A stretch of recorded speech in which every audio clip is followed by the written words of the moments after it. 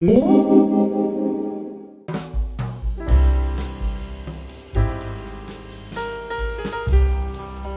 folks, we're back at the Aeroparque.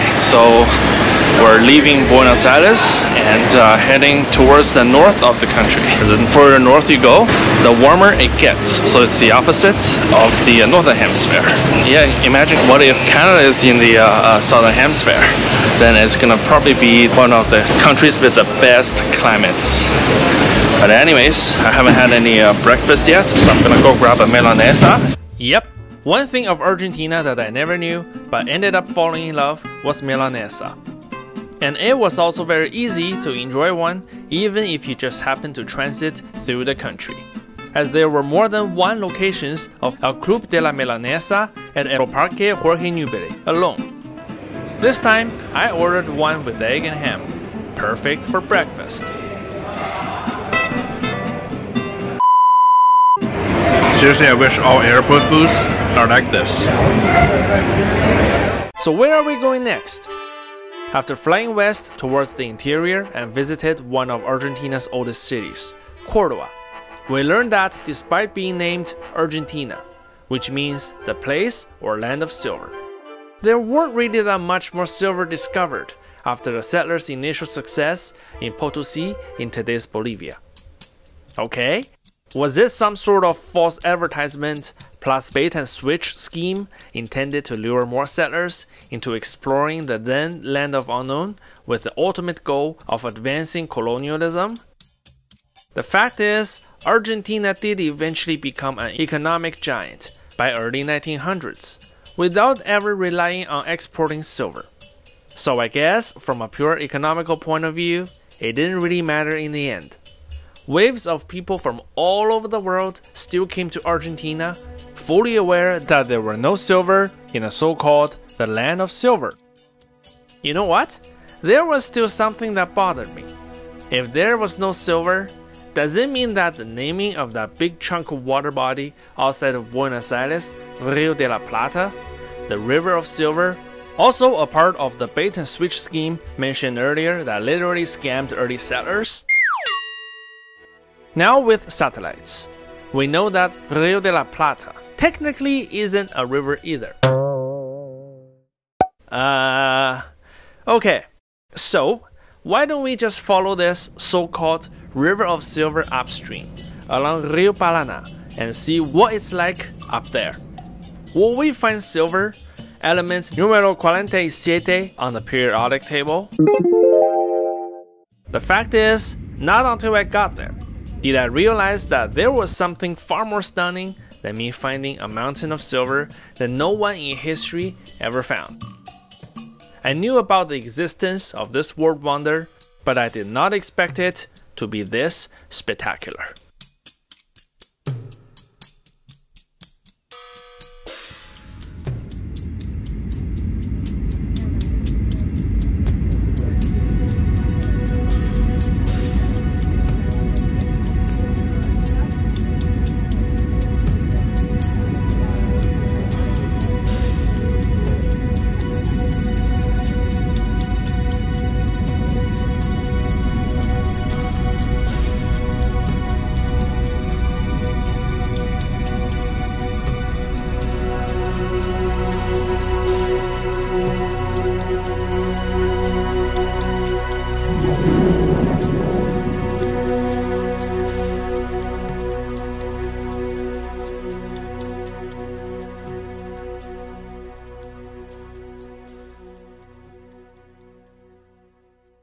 After a 2-hour flight straight north from Buenos Aires, our adventure continues as we reach the town where the mighty Paraná River ends in the territory of today's Argentina. Alright folks, I just got into Puerto Iguazu International Airport. Yeah, this is essentially a rainforest town. And when I was on the plane landing, I felt like Indiana Jones flying into the clouds, and then there was this huge field of green in front of my eyes.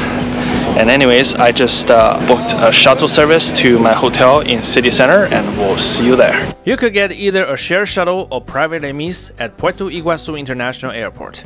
This airport is located about 20 kilometers away from the town center of Puerto Iguazu. but is very close to one of the most famous natural wonders in the world, the Iguazu Falls.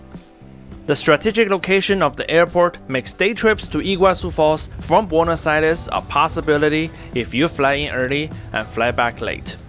However, to better appreciate this natural wonder, I think it's better to stay in Puerto Iguazu for a day or two so you won't be in a rush.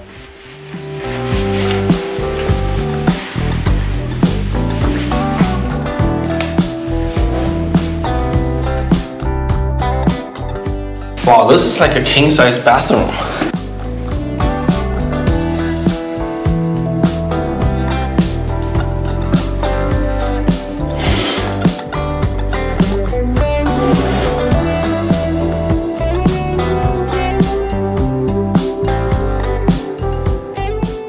Yeah, folks, so I just got into my hotel here in Puerto Iguazu, and interestingly, from the window of my room, I can see a whole bunch of high-rise buildings in the distance.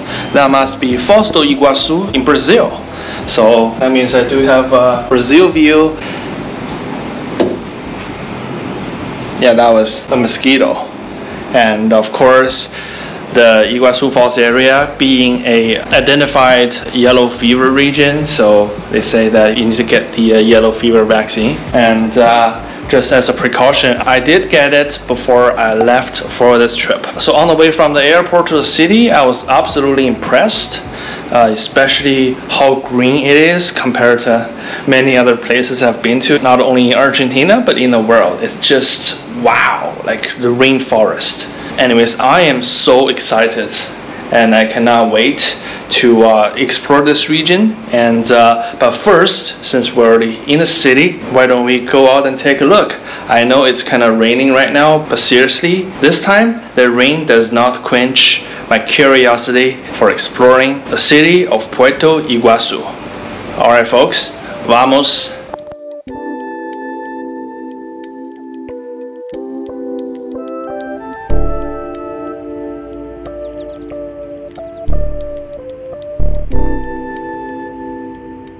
Alright folks, I have to come back to my hotel because I realized, well, it is kind of hot and sticky in the air. Well, I do feel that there are quite some numbers of mosquitoes out there. So I just came back to apply some mosquito repellent.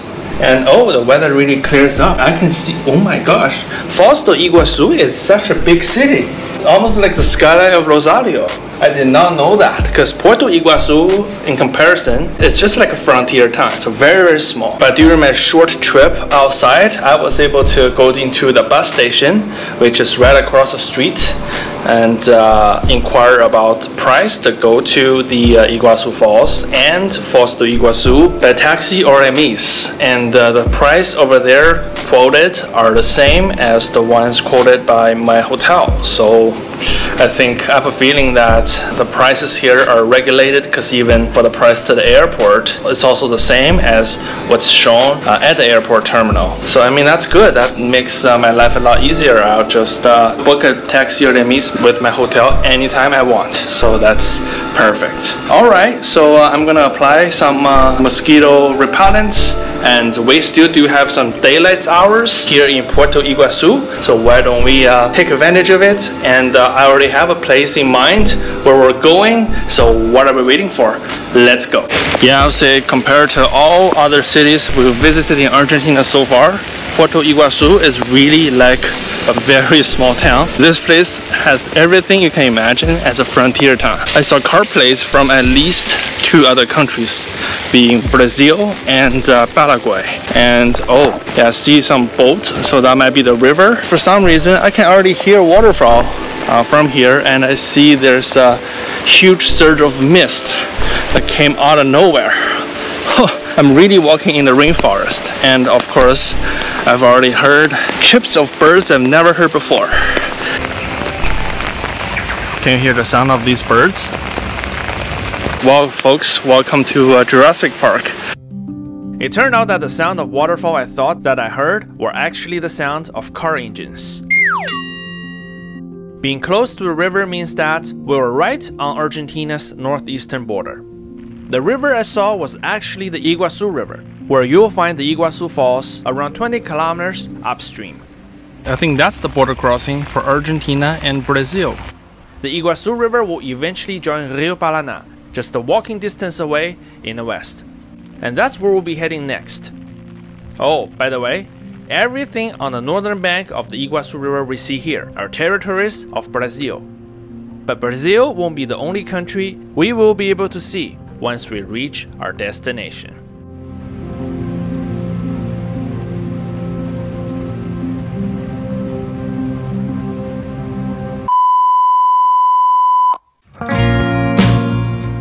The avenue I was on, running parallel to the Iguazu River, Avenida Rio Iguazu, had numerous statues and references to famous people who had associations with Puerto Iguazu. From Álvar Nuñez Cabeza de Vaca, allegedly the first European to see the Iguazu Falls, to El Vasco de la Carretilla, a Basque traveler who traveled all over Argentina with a one-wheeled trolley and eventually became a permanent resident of Puerto Iguazu until his passing. The further west we go, the confluence of the Iguazu River and another much wider river appeared. Now we're looking at Rio Paraná, and that means if we go south from there, we'll eventually reach Rosario and Buenos Aires.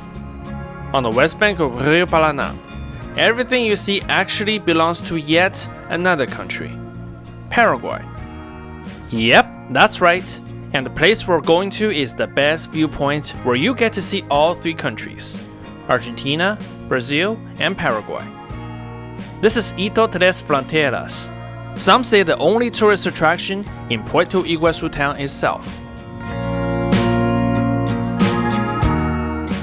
And in the distance, you can also see some of the high-rise buildings, and I think that's Ciudad del Este, so that's the second largest city in Paraguay. From this point, you get to see Brazil, bounded by the Iguazu River, and both Brazil and Paraguay bounded by the Paraná River to the north and to the west. Each country has its own version of this kind of viewpoint.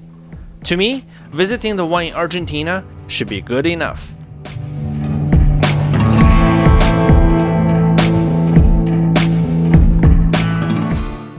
And people did not forget Las Malvinas here.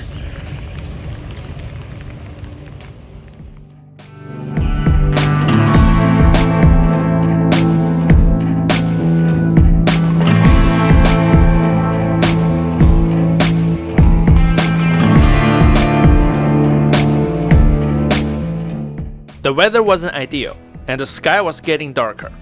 I began making my way back to Puerto Iguazu city center, hoping to come back if I got a chance the next day after visiting the Iguazu Falls. The rain also kind of stopped. It's either really bad or okay. Like right now it's okay without umbrella, but I can still feel little raindrops on top of my head. So you might be wondering what's gonna happen tomorrow during our trip to the Iguazu Falls. What if it's raining? And all I have to say is, this is a rainforest. And what do you expect? Speaking of the rain, here comes the rain.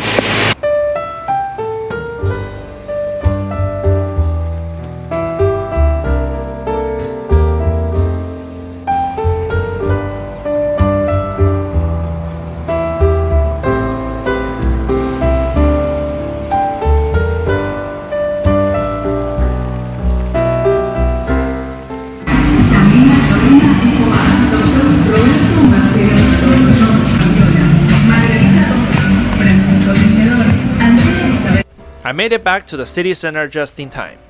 It was still not quite dinner time yet, and I did not want to head back to my hotel straight away. Then I found a yerba mate bar for trying out possibly the most iconic drink of Argentina for the very first time. I was taught by the friendly staff on how to drink yerba mate like an Argentinian, and overall it was a great experience, especially when the province of Misiones, where Puerto Iguazu is located, happens to be the top yerba mate producing region in the world.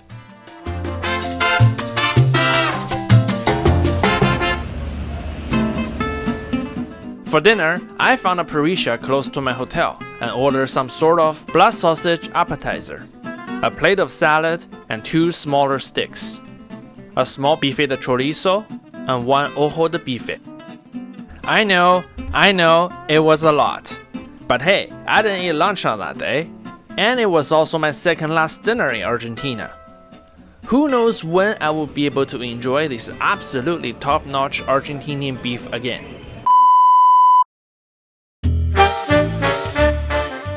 I ended my day with an ice cream from a shop close to my hotel and discovered that I should have eaten at this more down-to-earth Parisian stand that was right next to the ice cream shop.